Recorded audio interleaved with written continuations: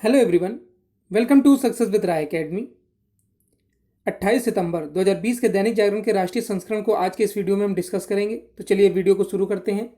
सबसे पहले हम अपनी मोटिवेशनल लाइन को देख लेते हैं। लाइफ में लोगों का आना जाना लगा रहता है, केवल प्यार से पेट नहीं भरता, इसलिए अपने करियर पर ध्यान दो, क्योंकि आपका करियर हमेशा आपके साथ रहेगा, लोग नहीं। तो एक कई बार जीवन में ऐसे लोग होते हैं जिनसे आप अलग नहीं होना चाहते हैं, या फिर आप सोचते हैं कि उनके साथ रहें। ये कई ऐसी भावनाएं होती हैं।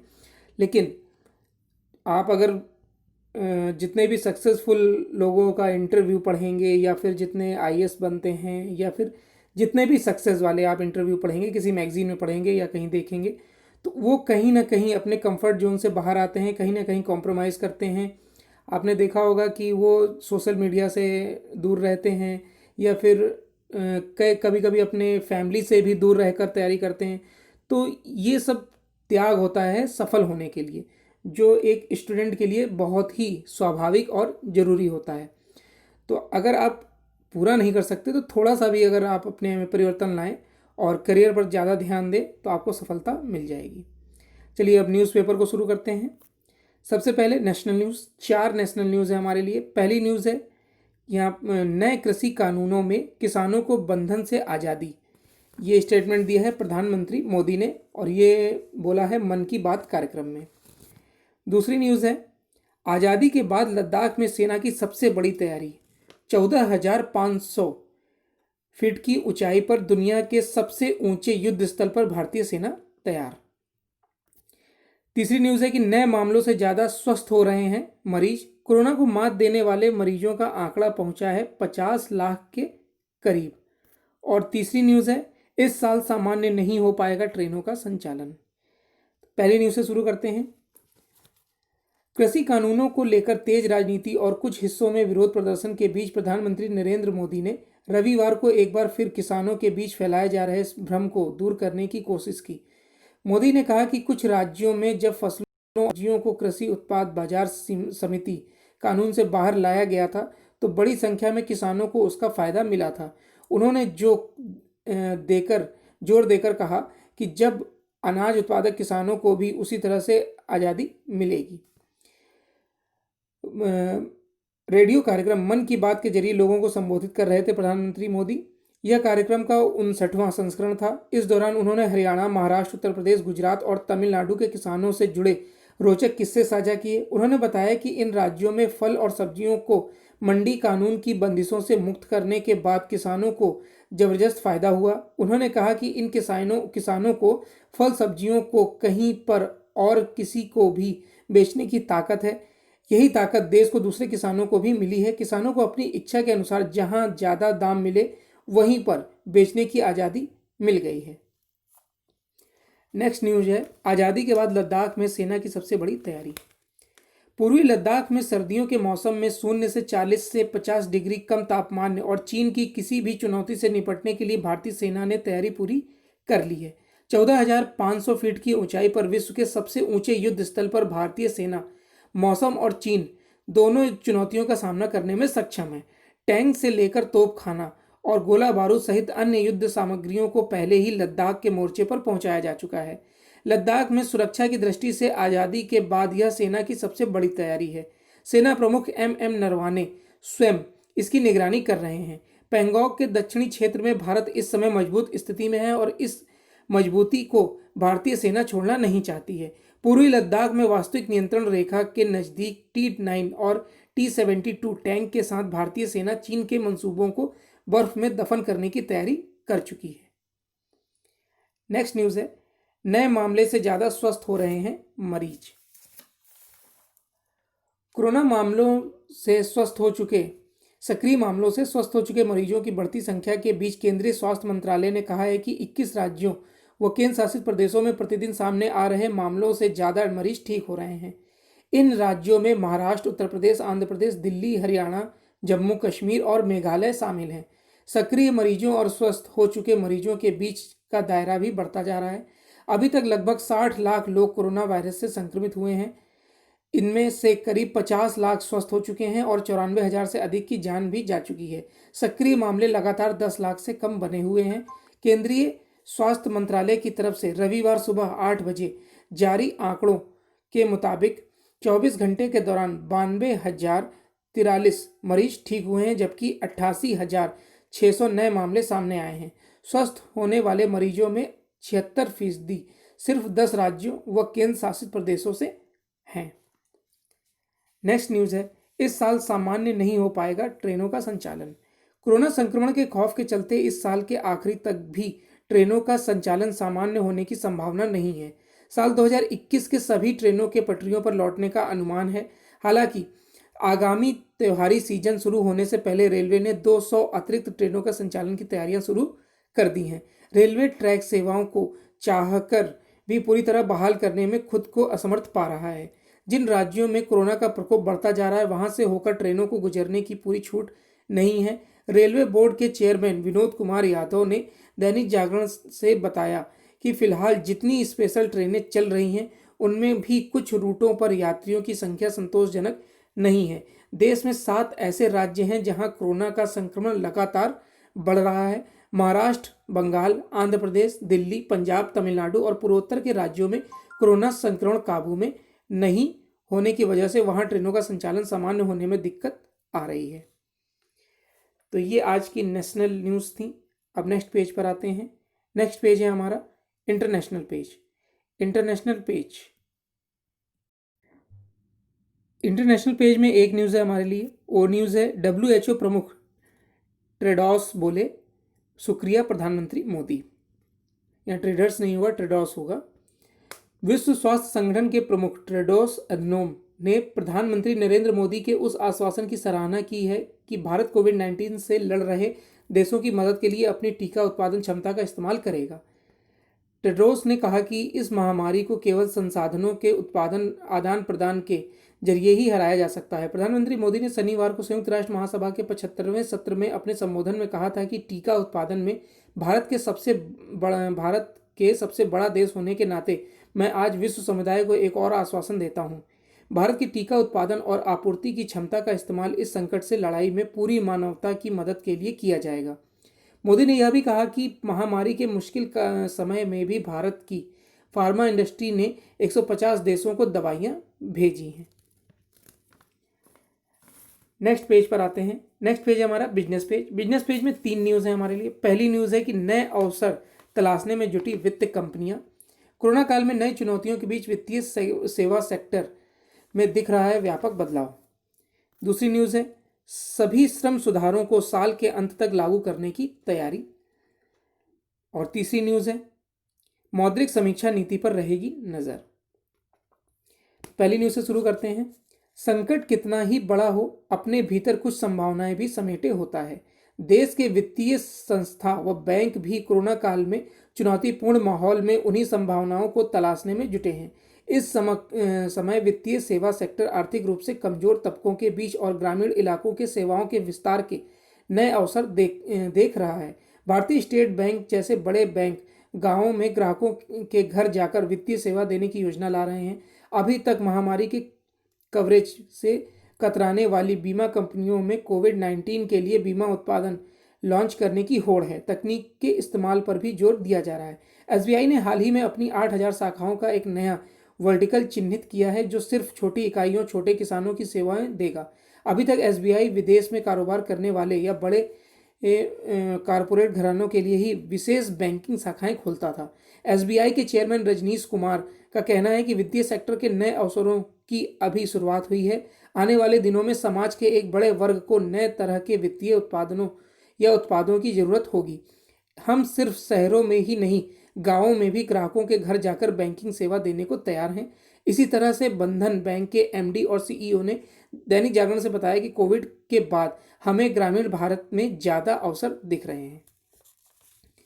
दूसरी न्यूज़ है, सभी श्रम सुधारों को साल के अंत तक लागू करने की तैयारी।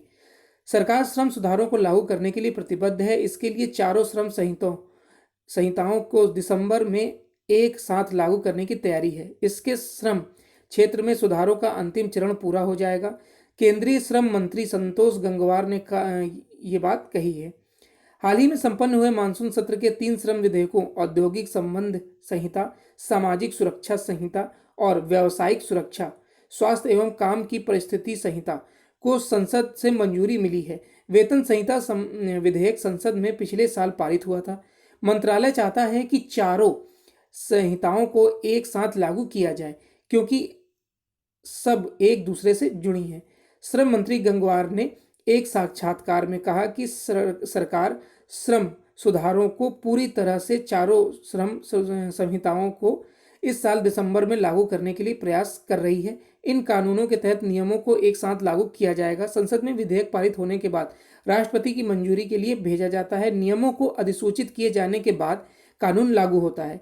किसी कानून के तहत शुरुआत में एक निश्चित समय के नियमों का मसौदा अधिसूचित किया जाता है और उस पर विचार किया जाता है। नेक्स्ट है, मौद्रिक समीक्षा नीति पर रहेगी नजर। भारतीय शेयर बाजारों में पिछले हफ्ते आई बड़ी गिरावट के बाद विशेषज्ञों को इस हफ्ते मार्केट में मजबूती दिखने की उम्मीद है। 29 सितंबर से शुरू हो रही भारतीय रिजर्व बैंक की मौद्रिक नीति कमेटी की 3 दिवसीय बैठक पर निवेशकों की निगाह रहेगी। केंद्रीय बैंक 1 अक्टूबर को मौद्रिक नीति समीक्षा जारी करेगा। बाजार की चाल पर इसका प्रभाव पड़ना तय माना जा रहा है।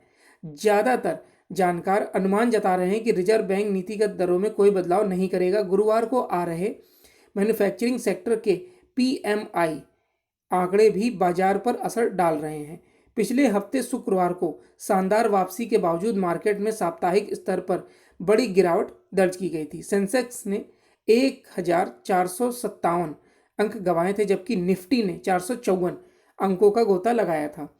Motilal Oswal financial services limited के retail research head Siddharth Khemka ने कहा कि वैश्विक स्तर पर निवेशकों की नज़र अमेरिका और ब्रिटेन के सकल घरेलू उत्पाद के आंकड़ों के अलावा अमेरिकी PMI डाटा पर भी रहेगी। घरेलू स्तर पर RBI की मौद्रिक नीति और इंफ्रास्ट्रक्चर आउटपुट के आंकड़े बाजार की दिशा निर्धारित करेंगे। तो ये बिजनेस पेज की 3 न्यूज़ थी। अब नेक्स्ट पेज पर आते हैं। नेक्स्ट पेज है हमारा एडिटोरियल पेज। एडिटोरियल पेज में 3 आर्टिकल हैं हमारे लिए। पहला आर्टिकल है सेवा की आड़ में आस्था से खिलवाड़।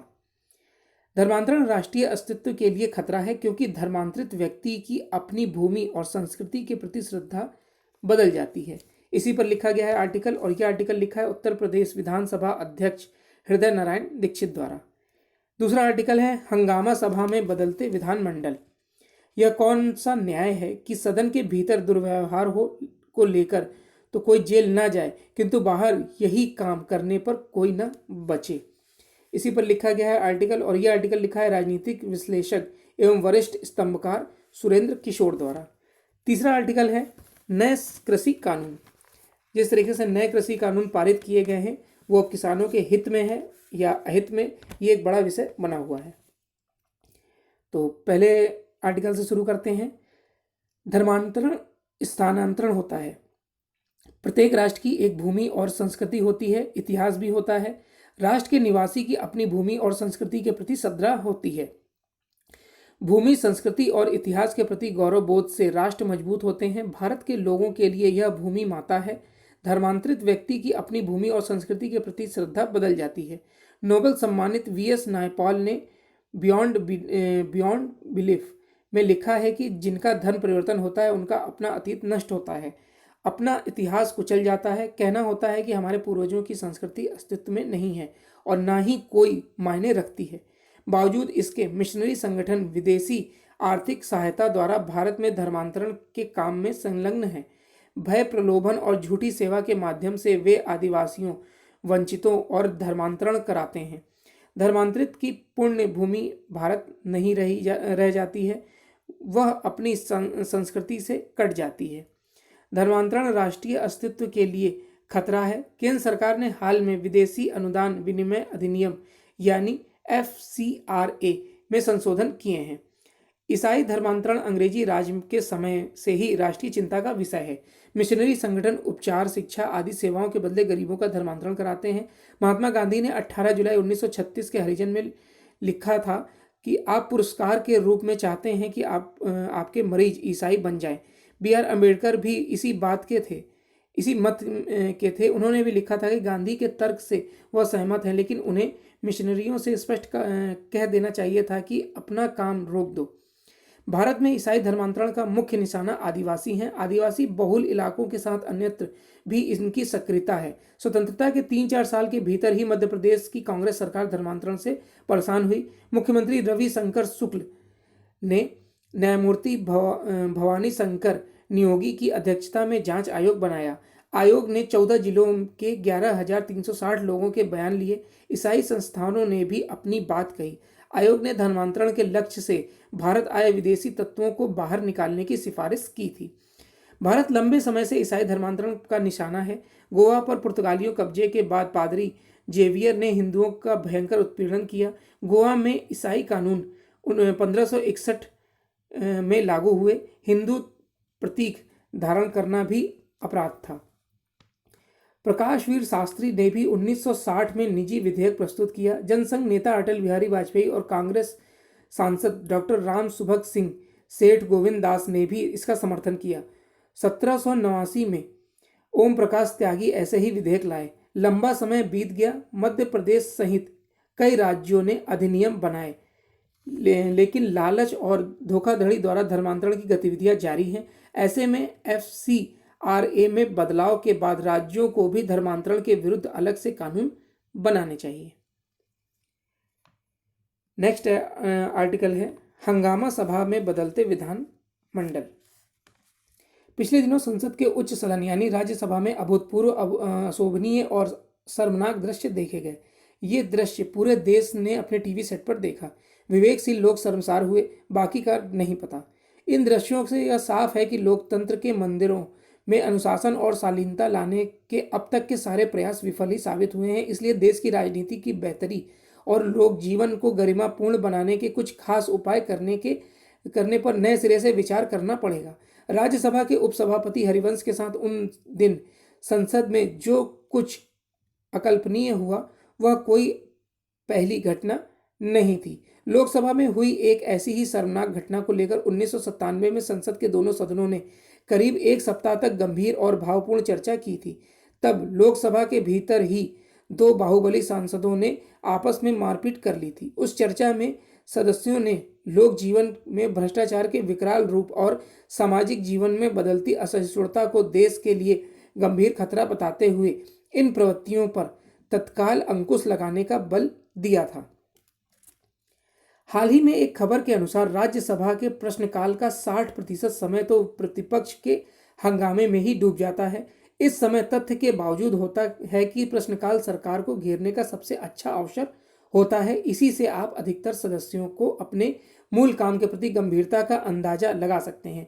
कुल मिलाकर स्थिति यह है कि पुराने उपायों से लोकतंत्र के मंदिर की गरिमा वापस लौटने वाली नहीं है। इसके लिए विशेष उपाय करने होंगे। एक उपाय तो यह हो सकता है कि अपनी सीट छोड़कर अकारण हंगामा करने के लिए सदन के बेल में आने वाले सदस्यों की सदस्यता तत्काल प्रभाव से समाप्त हो जानी चाहिए।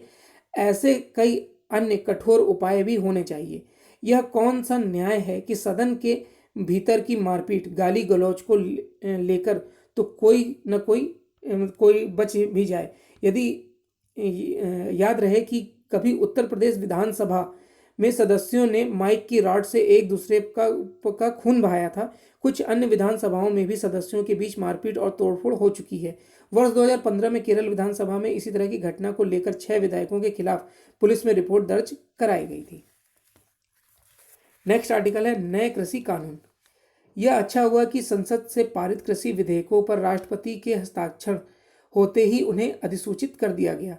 यह कार्य इसके बावजूद किया जाना आवश्यक था कि कई विपक्षी दल इन विधेयकों के विरोध में किसानों को सड़कों पर उतारने के साथ राष्ट्रपति से यह आग्रह करने में लगे हुए थे कि वह उन पर हस्ताक्षर न करें। यह एक अलोकतांत्रिक मांग थी और ऐसी मांगों की अनदेखी भी होनी चाहिए। इसलिए और भी क्योंकि जो विपक्षी दल राष्ट्रपति से कृषि विधेयक को मंजूरी न देने की अपील कर रहे थे, उन्होंने राज्यसभा में उन पर बहस करने के बजाय हंगामा करना आवश्यक समझा, और वह भी ऐसा हंगामा जो समस्त मर्यादाओं को तार तार कर गया।